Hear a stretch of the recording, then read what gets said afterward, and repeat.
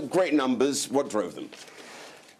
Very nice to be here. Look, we had a bunch of things going on today. First, of course, the big change year on year was our loan impairments, which were down significantly. We took some pretty cautious provisions last year at the early stage of the pandemic. As it turns out, relatively little of that has turned into actual losses. We didn't release a lot of those provisions. What we did have, though, was very, very low levels of losses. So that's the big improvement.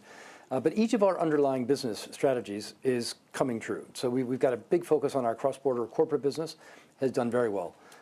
Big focus on our affluent proposition in Hong Kong and in the rest of our markets, which is continuing to grow at a record pace.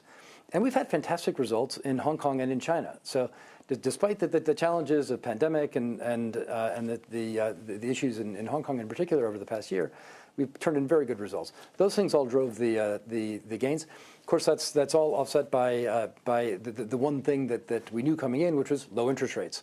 So zero interest rates is bad for banking profits, but we knew that coming in, and we were able to offset a lot of that with the other good things that have been happening. But essentially, we're talking about right backs, aren't they? Are these really down ultimately to government's fiscal support, or could we put it at the doorstep of the pandemic and the economic crisis that ensued not being as bad as you provisioned for? Yeah.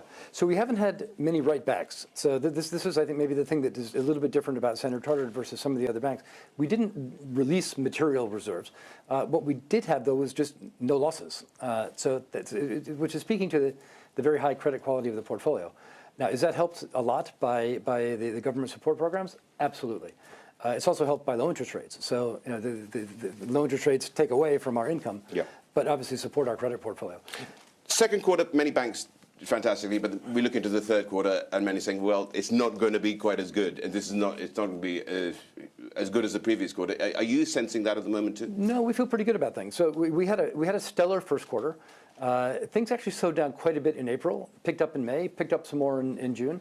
And I would say the level of business activity continues to remain pretty robust. So we don't see a big fall off. There's always an element of seasonality, and we know that the August in particular tends to be a slow month.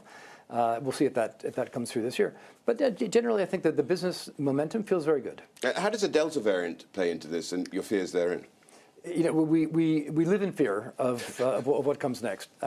We have a big operational hub in India. Our Indian business was hit very, very hard. But in the first half of the year, our Indian results are extremely strong. So good income growth, good cost percentages. 20% increases in the key business lines in India. And that's been very encouraging. So the Indian market has demonstrated a tremendous resilience through some very difficult times. But it's not over, and we're obviously going through tough times in Indonesia right now, Malaysia, some of our African markets, and while so far relatively little of this has translated into actual loan losses, it's still possible that could manifest itself. And at some point, governments will also find it a little bit harder to respond to all this and to keep things on the right track. But I'll say so far so good. How would the bond repurchase program in the US being reduced, tapered, etc., affect your business in particular as we move towards maybe a higher interest rate, a normal environment? I mean, we're all focused on where interest rates are going. We're most sensitive to the short-term interest rates, but it's also easier for us to make money if we have a steep yield curve. And relative to what the market was expecting when we last spoke, or when we spoke in a detailed way in February, the yield curve is quite a bit steeper, despite the fact that obviously longer-term rates have come back down. If the Fed begins to taper and we get an easing back up of 10-year rates or longer-term rates, which there's no sign of right now, I will say, right? I mean, 1.17% for a 10-year yield is incredible. There's no sign. But I think that also reflects a fundamental concern about the economic malaise, that maybe the very, very, very good times are petering out a little bit, which may be true. But like we've seen it in China. China boomed in the early post-pandemic recovery days, and now it's normalizing. Well, that's normal, right? And that's fine. Normal is fine by us. I think it will help to avoid some of the bubbles that could come across anyway. And hopefully we'll get back to a little bit more normal yield curve over the next few years. But taxpayers got to pay this bill back, haven't they? Ultimately, they've got to foot the bill as to what's happened fiscally speaking. So that, of course, dovetails into the IMF also talking about and downgrading growth forecasts in this part of the world. How do you make provisions for that, and how are you seeing it? Yeah, governments do have to pay back the money that's been borrowed but the cost of carrying that debt is very low, right? Because most of that was borrowed at close to zero interest rates, or at zero interest rate, or if you're in Europe, it's borrowed at negative interest rates. So the rush to pay that back is not too pressing. But we would expect to see a normalization of economic activity. So we've had a rolling boom on the back of stimulus and COVID recovery, and that's going to ease. The U.S. stimulus is going to ease up. The Chinese stimulus is already easing up, and that will normalize global growth. Talk to me about China, though. The geopolitical winds swirling around here, it's impossible to ignore, given the growth that it has. The thing is, though, do you see these political changes and geopolitical machinations, if you will, making you think about, well, hang on, let's concentrate a bit more on ASEAN? And is that the motive behind trying to set up a base in Singapore, an ASEAN base there? No, our ASEAN business is based out of Singapore. It has been for a long time. And our Chinese business is based out of Hong Kong, Shanghai, and Beijing, as it always has been. I would say increasingly as well out of Shenzhen and Guangzhou, where we're adding materially in the context of the Greater Bay Area opening up, and things like the wealth connection between Hong Kong and Chinese and Guangdong province. Wealth management customers. So geopolitical tensions are always on our mind, but the fact is the Chinese economy is going gangbusters. The Chinese connection to the rest of the world is increasing, not decreasing.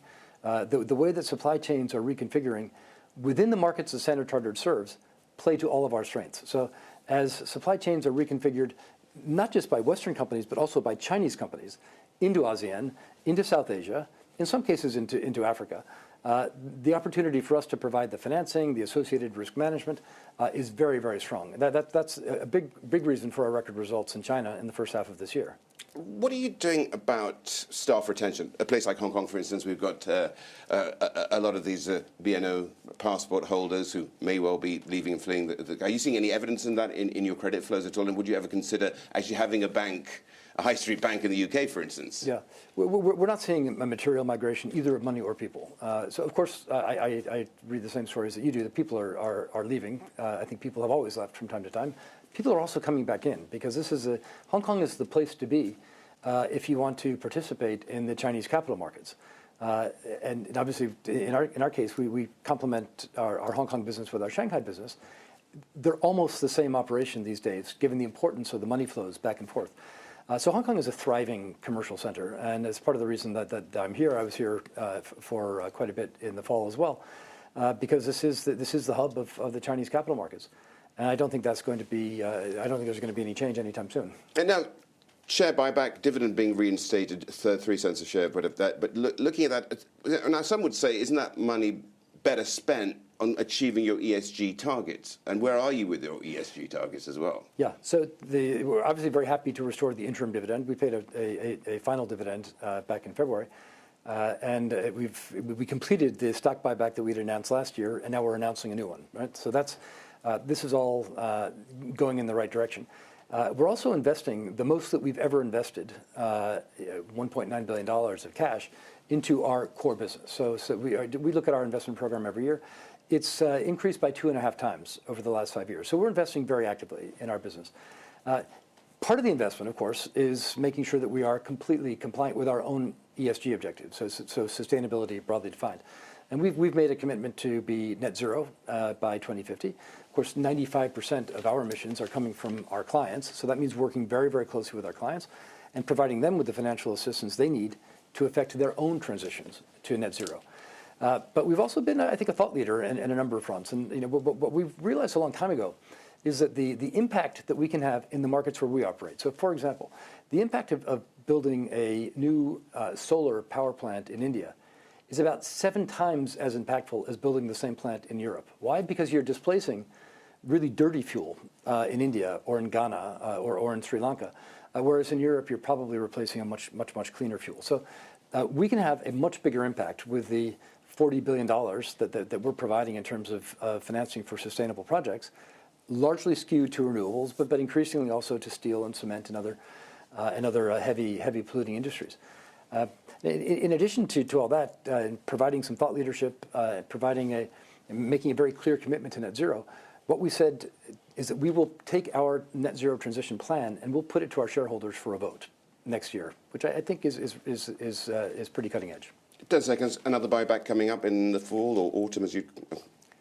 Now, what we said is that we're going to manage our capital very actively. So with this, One would hope so.